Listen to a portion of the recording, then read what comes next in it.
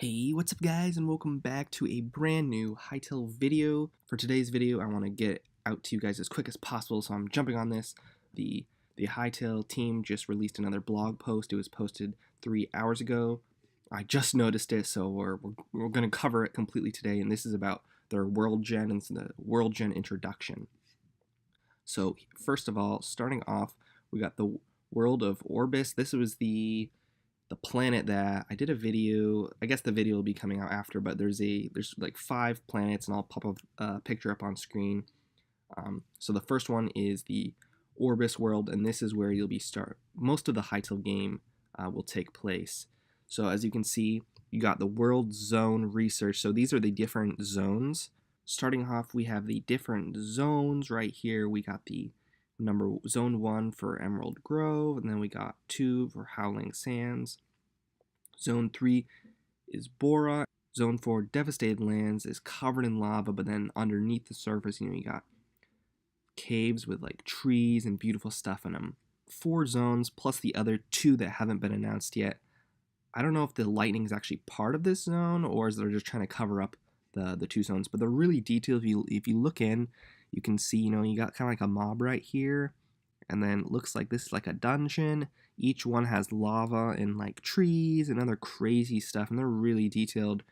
These zones are awesome. These are really well made, and this is gonna be good. So this is on the main planet also, by the way. This is just for the world generation. And then generating a zone. Here's an example of a zone based on World Gen in action.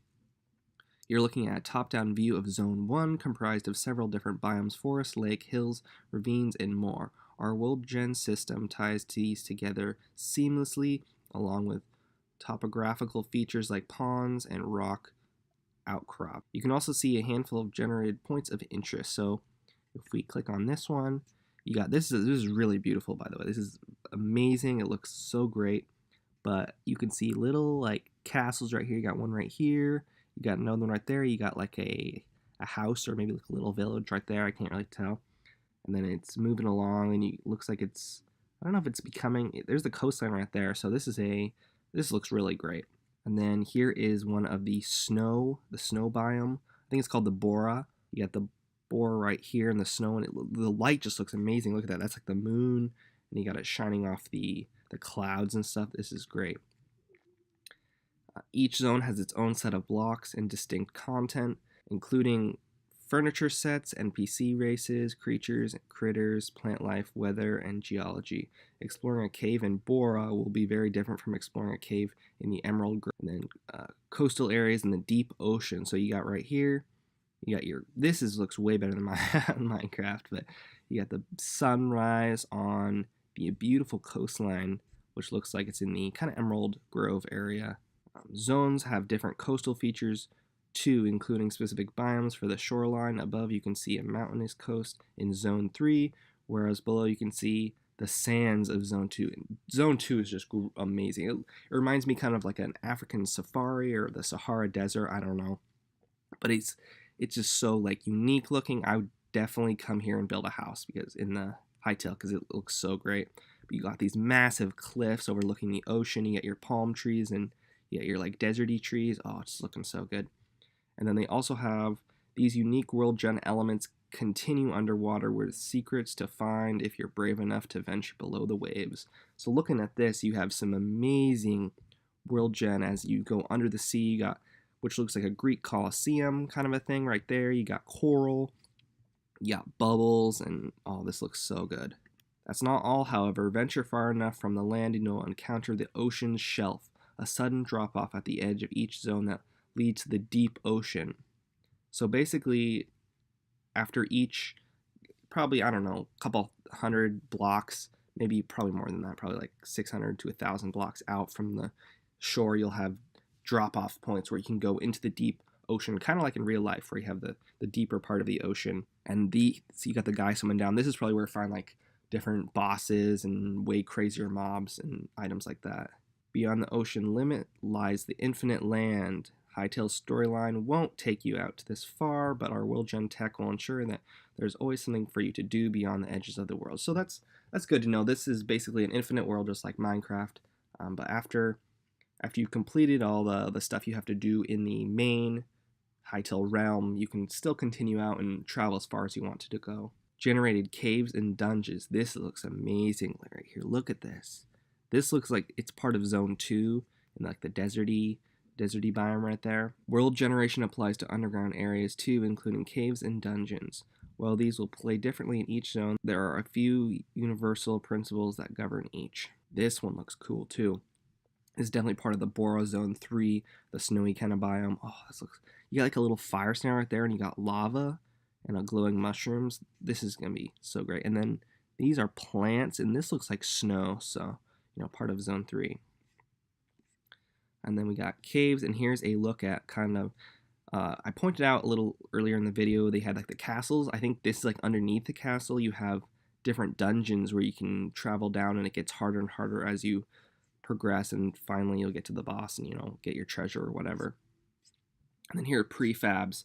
So basically, I'm not going to read the full thing, but there are 3,785 prefabs so far, and these are basically just like custom trees, custom buildings, just custom stuff overall. Ruins, buildings, rock faces, just tons of custom stuff, and there's a lot so far. And these are some more that you can use in the creative mode just to like place down and use yourself, which is just amazing.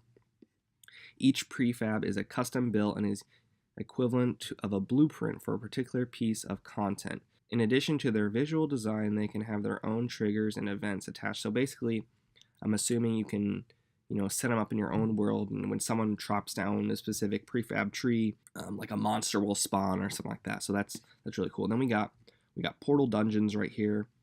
Now this is looking really cool. This is that's awesome.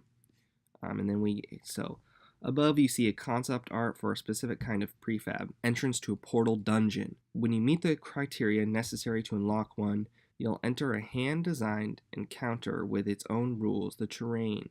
You'll be limited in what blocks you can break within these portal dungeons, challenging you to overcome obstacles using other skills. Once you enter these dungeons and you have the ability to unlock them, I think this kind of reminds me of the new Legend of Zelda, where you have to, I guess you could just go into those, but you need to unlock them, and I think that's kind of what it reminds me of. You will only be able to break certain blocks, so you can't just in Minecraft where you can break your way through, you know, dig yourself through the side. You actually have to fight your way through, which is going to be really unique. The dungeon entrances research, we got different dungeons, so, you know, then we got this one, we got a void one, we got one that looks like for Zone 4, we got the more foresty ones. This one's in the sky, which is pretty cool.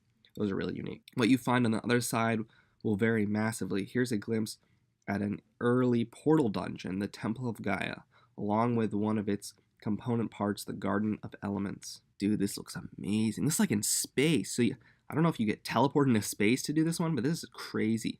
And it looks like you maybe save her. Right here is kind of the more zoomed in part of right over there. Oh my god, this looks amazing. And here's the Garden of Elements. This was from, if you remember back in the initial like launch trailer. We got that corrupt golem right there, and you know, swords right there. And here's that main thing where the map was showing, you know, the map. So you got a sword right there. Maybe you take it out of him and start. This is like where you start. Maybe you take the sword out and you start your adventure. I don't know. And then we got happy little accidents. Basically, you know, stuff can happen and they will generate it as best as possible. Certain things can happen though, you know, with world generation. That's basically what they're talking about here.